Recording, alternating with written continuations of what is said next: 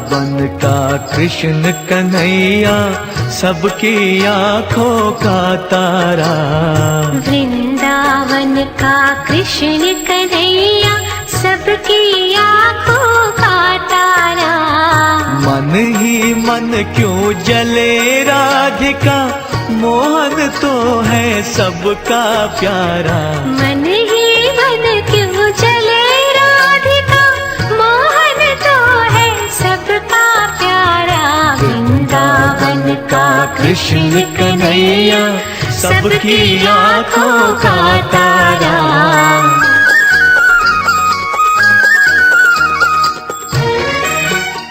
ओम शांति।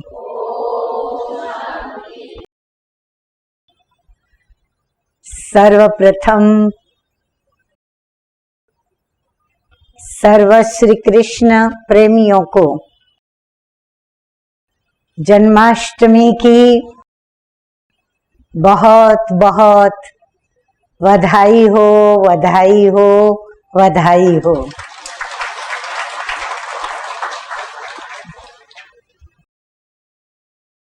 हमारा भारत देश अनेक त्योहारों को बड़ी धूमधाम से मनाता आता है और आज भी ऐसे ही धूमधाम से मनाने वाले त्योहारों में से यह जन्माष्टमी का त्योहार जो सभी को अति प्रिय लगता है। और सबसे अच्छी बात तो इसकी ये है कि ये त्योहार जिसका है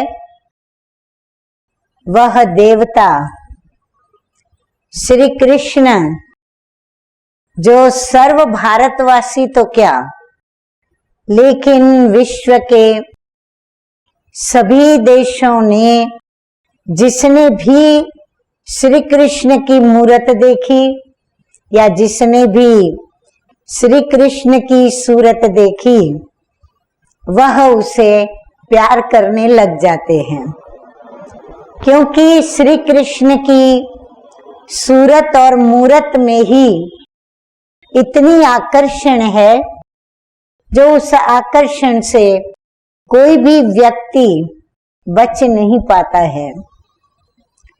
और जो भी उसे देखता है उसे वो अपना लगता है और या तो फिर उसे अपना बनाने के यत्न में वो व्यक्ति जुट जाता है।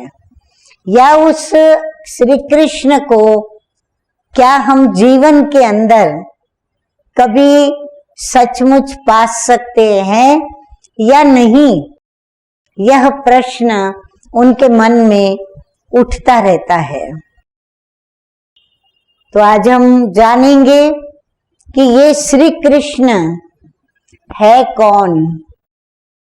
वैसे तो बौद्धिक रीति से और ऋषि मुनियों के द्वारा, साधु संतों के द्वारा, शास्त्रों के द्वारा और जो भी इष्ट देवी देवताओं को हमारे पूर्वज या हमारे बुजुर्ग जो उसकी भक्ति करते आए हैं, उसका ध्यान करते हैं, या फिर श्रीमद् भगवत गीता जो है भगवानुवाच, परंतु श्री कृष्ण को ही भगवान समझते हुए जो गीता प्रेमी हैं, गीता पाठी हैं, वे सभी से ये सुनते आए हैं कि श्री कृष्ण इष्ट देवता नहीं परंतु वह गीता के ज्ञान दाता और श्रीमद् भगवत गीता उसके स्वयं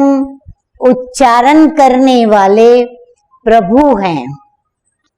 तो ये परिचय तो हर एक के पास थोड़ा बहुत तो है ही, परंतु आज हम इस बात पर सोचेंगे कि क्या सचमुच श्रीमद् भगवत गीता का ज्ञान श्री कृष्ण ने दिया या फिर देने वाला परमात्मा या भगवान कोई और था। यदि गीता का ज्ञान श्री कृष्ण ने नहीं दिया तो किसने दिया और कब दिया, क्यों दिया, किस लिए दिया, और फिर श्री कृष्ण का नाम श्रीमद् भगवद गीता के ऊपर कैसे आ गया। आप सोचेंगे कि क्या श्री कृष्ण उसने गीता का ज्ञान नहीं दिया। जी हाँ, श्रीमद् भगवद गीता का ज्ञान श्री कृष्ण ने नहीं परंतु भगवानुवाच है। तो भगवान कौन, तो आप सोचेंगे कि क्या श्री कृष्ण भगवान नहीं थे।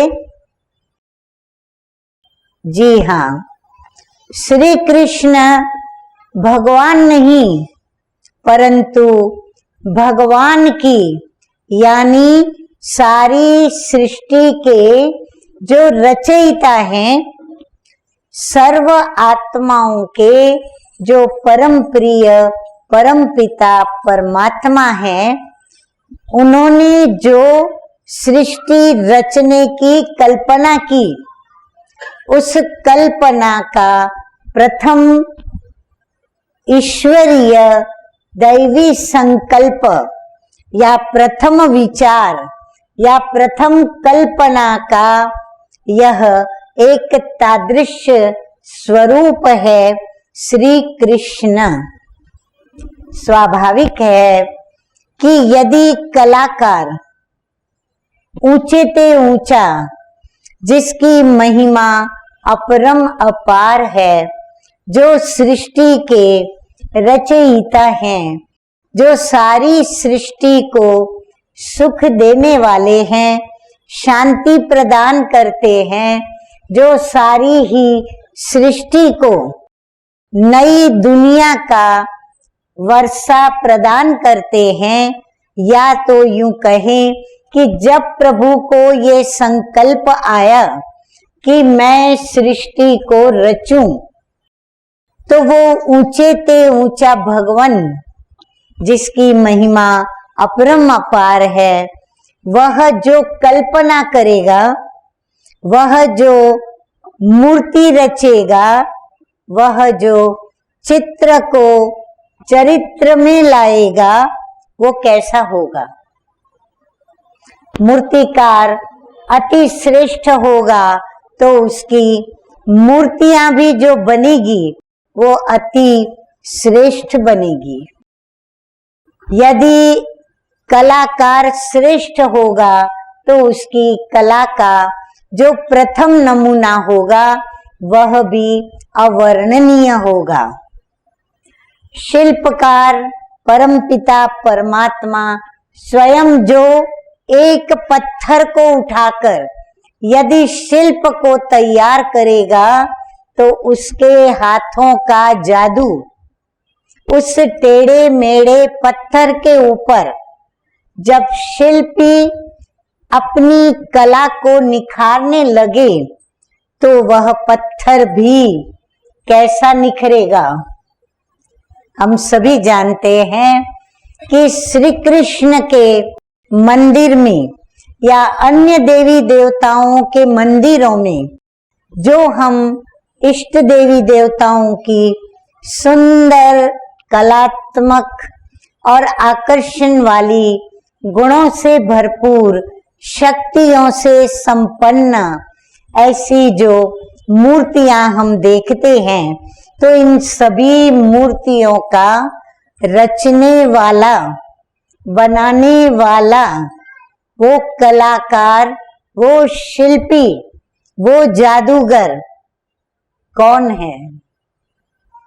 हम उन मूर्तियों को देखकर भी यह कल्पना कर सकते हैं कि जिसने इतनी सुंदर मूर्तियां बनाई, जिस कलाकार ने इतनी सुंदर कलाकृतियां रची, या जिस सर्वश्रेष्ठ पिता परमात्मा ने अपने सुंदर बच्चों को तैयार किया और फिर उनकी पवित्रता, उनके गुण, उनकी शक्तियां जो सब उन बच्चों में भरी, तो वह इष्ट देवी देवताएं अवश्य वो परमपिता परमात्मा की ही दिव्य रचना होगी, उसकी ही ये कल्पना ने साकार स्वरूप लिया, जिस कारण जो आकर्षण प्रभु के अंदर है वही आकर्षण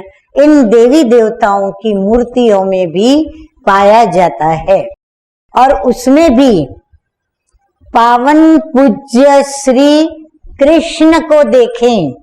अभी भी आप देख रहे हो कि श्री कृष्ण कितना सुंदर, अभी तो ये कलयुगी कलाकार ने अपनी कल्पना के मुताबिक जो वर्णन शास्त्रों में आया हुआ है, उस वर्णन के आधार पर उसने यह चित्र तैयार किया है। अब ये कलयुग चल रहा है और 3 युग बीत चुके, द्वापर युग, त्रेता युग, सतयुग। जब श्री कृष्ण इस धरती पर, जब प्रभु ने प्रथम इस धरती के ऊपर इस श्री कृष्ण को साकार स्वरूप दिया, अर्थात श्री कृष्ण जब इस सृष्टि पर साकार रूप में गोप गोपियों के बीच में या अपने माता पिता के संग में, अपने मित्र संबंधियों के संग में जब इस धरती पर थे तो कैसे थे? तो ये उनका बाल स्वरूप दिखाया गया है और अक्सर उनके बाल स्वरूप का ही सभी के ऊपर एक अद्भुत जैसे कि जादू छाया हुआ है।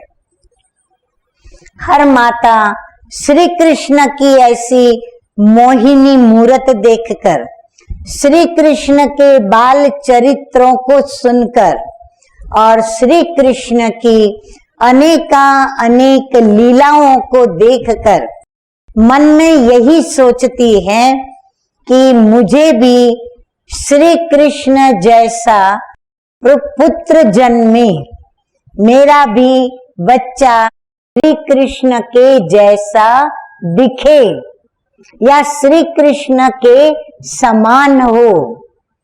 कुंवारी बहनें, कुंवारी कन्याएं वो यही चाहती कि श्री कृष्ण जैसा मेरा साथी हो, मेरा प्रेमी हो या मेरा पति हो।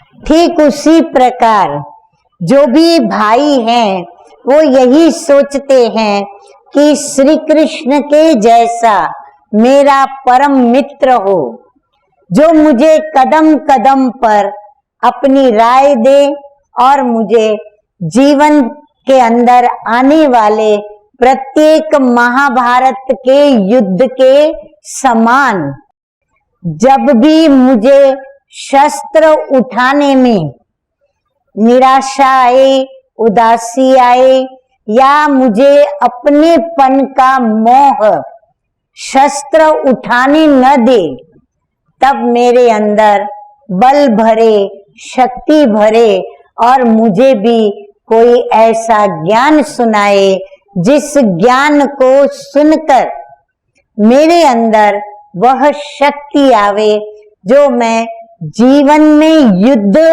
के समान जो भी घड़ियां मेरे सामने आए, मैं विजयी रत्न बनूं। ऐसा परम मित्र मेरा श्री कृष्ण के समान हो।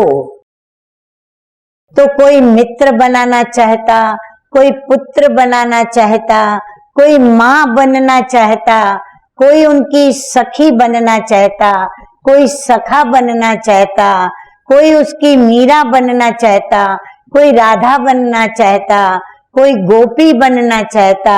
ऐसे विविध स्वरूपों से सभी श्री कृष्ण का कुछ न कुछ बनना चाहते हैं और उस रूप में उसको पाना चाहते हैं। पर क्या कभी यह भी सोचा कि श्री कृष्ण को पाने के लिए हमें क्या करना होगा, कैसी मां बनना होगा, कैसी सखी बनना होगा, कैसी मीरा बनना होगा, कैसी राधा बनना होगा, कैसा मुझे उसका मित्र बनना होगा, मुझे कैसा करना होगा। तो प्रभु ने जब इस सर्वोत्तम कलाकृति को सृष्टि पर उतारा तो प्रभु ने हम सर्व बच्चों को यह भी बताया कि आपको उसकी दुनिया में जाने के लिए या उसको अपना मित्र संबंधी या जो कुछ भी बनाना चाहते हैं, आप क्या करो जो उनको पा सको। तो श्री कृष्ण का स्वरूप देखेंगे तो उसके बाल स्वरूप में ही ये सारी बातें लिखी हुई है। अब उसको पढ़ने के लिए हमारा दिव्य नेत्र होना चाहिए। स्थूल नेत्र उसकी सुंदरता को देख पाता है, लेकिन जो दिव्य नेत्र है वो दिव्य नेत्र उसकी इस सारी सुंदरता के पीछे, उसके पहने हुए सर्व अलंकारों के पीछे, उसके चेहरे की हर रेखाओं के पीछे वो क्या है, उसका व्यक्तित्व क्या है, उसकी विशेषता क्या है, वो पढ़ सकते हैं। और वो दिव्य नेत्र प्रभु ने हम बच्चों को दिया हुआ है। यदि हम उस दिव्य नेत्र से उनको देखेंगे तो सर्वप्रथम उनके चेहरे का आकर्षण और बाल स्वरूप में भी उसको एक लाइट का, प्रकाश का पुंज उसके चेहरे के पीछे दिखाया जाता है। किसी भी इष्ट देवी देवता को इस प्रकार दो दो ताज कभी नहीं दिखाए गए। हाँ, उनकी बड़ी उम्र में जब वो राजा रानी है, महाराजा महारानी है, या फिर कहीं राज दरबार में वो बैठे हैं, तो उनके चेहरे के पीछे वो प्रकाश का ताज, प्रकाश पुंज, या फिर उनको रत्न जड़ित ताज दोनों दिखाए जाते हैं। परंतु श्री कृष्ण को बचपन से ही ताजधारी दिखाते और साथ साथ प्रकाश पुंज वाला भी दिखाते। कारण प्रकाश का जो पुंज चेहरे के पीछे दिखाया जाता है वह पवित्रता का प्रतीक है, और रत्न जड़ित ताज उनकी पवित्रता की प्राप्ति का स्वरूप का मिसाल है। जब कोई आत्मा पवित्रता को मन से, वचन से, कर्म से, तन से, मन से, धन से या फिर जन से सभी के प्रति शुभ भावना, शुभ कामना, सर्व को स्नेह करना, और जो पवित्रता स्वयं में है उस ही पवित्रता को औरों के अंदर डालना, उनको भी अपने समान बनाना। जब ऐसा श्रेष्ठ पुण्य कर्म आत्मा करती है तब जाकर के उस आत्मा को यह सौभाग्य प्राप्त होता है कि उसे डबल ताज दिखाए जाते हैं। और पवित्रता कोई मामूली बात नहीं। हर एक अपने जीवन में अनुभव करते हैं कि काम, क्रोध, लोभ, मोह और अहंकार और उनकी वंशावली, ईर्ष्या, द्वेष, वैर लेना, बदला लेना आदि आदि आदि, ऐसे कितने छोटे बड़े विषय विकार हैं जिन विषय विकारों के कारण मनुष्य आत्मा पतित बनती है, दुखी होती है, अशांत होती है, भ्रष्ट आचरण करती है और अपने श्रेष्ठ कर्म और धर्म से भ्रष्ट होकर के और अपने जीवन को प्रगति की ओर नहीं परंतु आध्यात्मिक रीति से वो अधोगति की ओर आते आते आते वो अपनी ईश्वरीय संपत्तियों का देवाला मार देती है और वो ईश्वरीय संपत्ति से गरीब बन जाती है। भले दिखने में वो लक्षाधिपति हो, करोड़ाधिपति हो, अब्जोपति हो, परंतु वह भी इसकी संपत्ति के आगे एकदम गरीब हैं। उनको मांगना ही पड़ता है। इतना धन होने के बावजूद भी वो प्रभु के आगे अपनी झोली फैलाकर रॉयल भिखारी बन करके और उनसे उनको मांगना पड़ता है।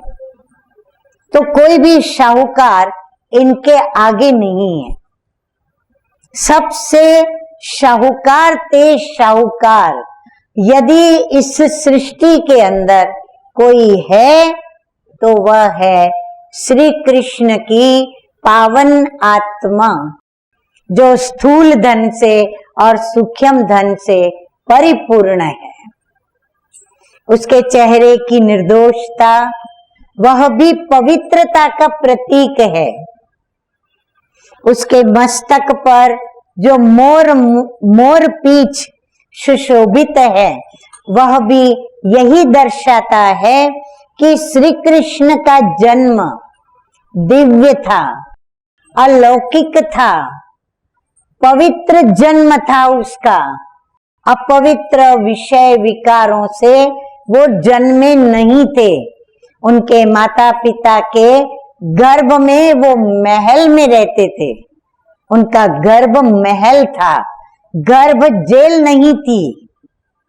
जो बच्चा बाहर आने के लिए अंदर में लाते मारे माँ को, या बाहर आने के लिए अंदर अपने हाथ पांव उछाले, वो गर्भ में इस विधि रहता है जैसे कोई गर्भ महल में बहुत सुंदर अपनी हीरे जवाहरातों की शैया पर और मखमल के गदेले पर जैसे कोई कोमल गुलाब के पंखुड़ियों वाले फूल होते हैं, जिनको हाथ भी लगाओ तो पंखुड़ियां नीचे गिरे, इतना वो कोमल रूप से अपने माँ के पेट में सुरक्षित होता है।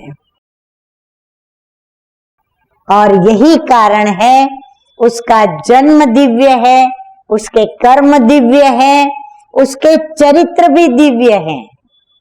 उसके चरित्र में जो भी बातें बताई जाती हैं, कहते हैं ये सब प्रभु की लीला है। लीला माना क्या?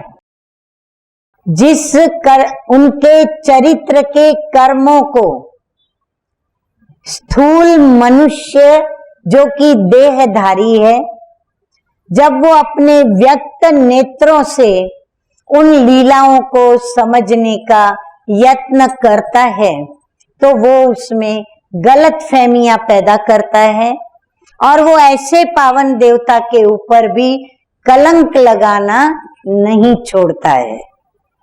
परंतु यदि दिव्य नेत्र से, दिव्य बुद्धि से उसको देखते हैं तो उसके प्रत्येक कर्म को समझ पाते हैं। तो देहधारी मनुष्य, कलह युगी मनुष्य या व्यक्त नेत्र वाले मनुष्य यदि उसके कर्मों को देखते हैं तो जो कर्म समझ में न आवे परंतु वह कर्म दिव्य हो, अद्भुत हो और जादू करने वाले हो, आकर्षित करने वाले हो, प्रेरणादायी हो, उनसे कुछ सीखने को मिलता हो, उनके द्वारा प्रभु के रचना के अनेक आध्यात्मिक रहस्य जहाँ खुलते हों उसे कहते हैं प्रभु की लीला। अब इस प्रभु की लीला को वही आत्माएं समझ पाती हैं जो दिव्य नेत्र माना, जिनकी जीवन भी दिव्य हो। दिव्य माना जैसे कलह युगी मनुष्य आत्माओं की पतित विकारी जीवन है, वैसी जीवन न हो, क्योंकि विषय से आसक्त कहलाता है मनुष्य। परंतु यह श्री कृष्ण जो है वो देवता है, वो विषय विकारों को जानता नहीं, उसका अज्ञान है उनके पास। वो झूठ, कपट, ठगी, भ्रष्ट आचरण, भ्रष्ट कर्म, कनिष्ठ कर्म, तेरा मेरा, वैर लेना, बदला लेना, इन सभी बातों का उनको ज्ञान नहीं। उन शब्दों का भी उनको पता नहीं। इतने वो निर्दोष बालक होते हैं। और वो निर्दोषता का प्रतीक, निर्दोषता का बीज है पावन देवता श्री कृष्ण। और यही कारण है कि उनके बाल चरित्र, यानी जो उन्होंने बचपन में खेला कूदा, हंसा गाया, नाचा, माँ के संग जो भी उन्होंने अपने चरित्र दिखाए, जिन चरित्रों का वर्णन, महिमा, गायन, गीत, भजन आदि आदि जब हम सुनते हैं तो हम भी मस्त हो जाते हैं। हम श्री कृष्ण में खो जाते हैं, श्री कृष्णमय हो जाते हैं। तो मेरे भाइयों और बहनों, ऐसे श्री कृष्ण की दुनिया फिर से आ रही है। फिर से वो परमपिता परमात्मा इस सृष्टि को, यानी ये कलह युगी दुनिया जो कि 4 युगों को व्यतीत करती हुई अब विनाश की कगार पे खड़ी है, उसका विनाश कराकर फिर से नई श्री कृष्ण की पावन दुनिया ला रहे हैं। तो इस पावन दुनिया में फिर से इस ही मोर मुकुटधारी मनोहर मूर्ति बांसुरी बजाता हुआ और हम सभी के दिलों पर राज्य करने वाला यही देवता बाल श्री कृष्ण की दुनिया फिर से प्रभु स्थापन कर रहे हैं। श्री कृष्ण आ रहे हैं। और यही खुशखबरी, यह जन्माष्टमी हमें सदैव याद कराती है कि श्री कृष्ण का जन्म इस भारत भूमि पर ही हुआ था और फिर से अभी होगा। क्योंकि गीता में भगवान उवाच, यदि श्री कृष्ण को लें कि उन्होंने अर्जुन को कहा, तो श्री कृष्ण ये कहता है कि तेरे और मेरे अनेक जन्म व्यतीत हुए, तुम और मैं पहले भी मिले थे और अब भी मिल रहे हैं। परंतु भगवान उवाच कि श्री कृष्ण पहले भी इस साकारी सृष्टि पर जब सतयुग था तब यहाँ आया था और अभी फिर से वो आएगा। फिर से श्री कृष्ण को हम देखेंगे, परंतु वही देखेंगे, वही उनकी दुनिया में चलेंगे जो श्री कृष्ण के समान बनेंगे।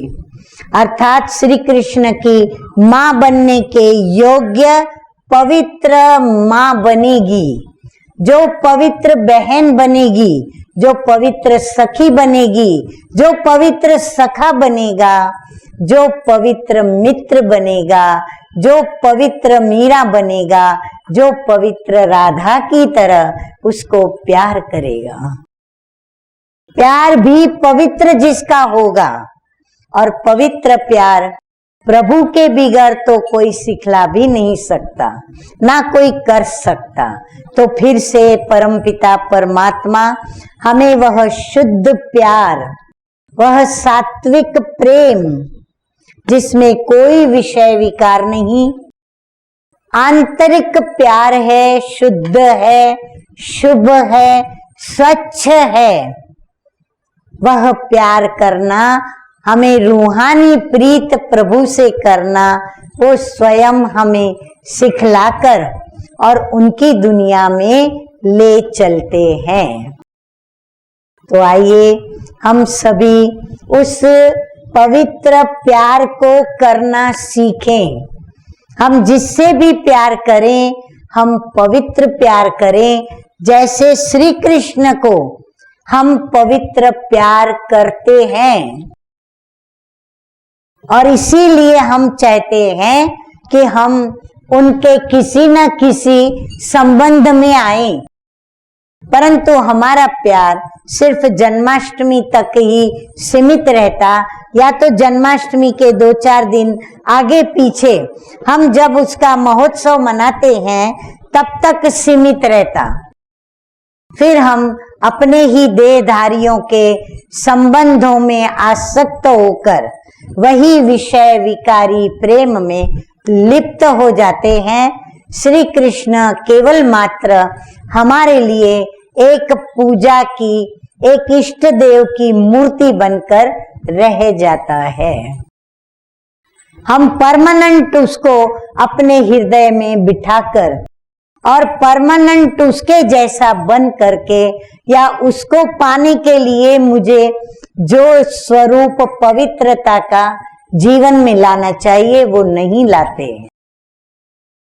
अतः पिता परमात्मा कहते हैं, मीठे बच्चों, लाडले बच्चों, श्री कृष्ण की दुनिया मैं फिर से ला रहा हूँ। आपका लाडला फिर से इस धरती पर आ रहा है। तो आप भी तैयारी करिए। जिसको उस दुनिया में आना है वह मेरी श्रीमत पर अपनी जीवन को पवित्र और शुद्ध बनाए, तब वो श्री कृष्ण को प्राप्त कर सकेंगे। ओम शांति।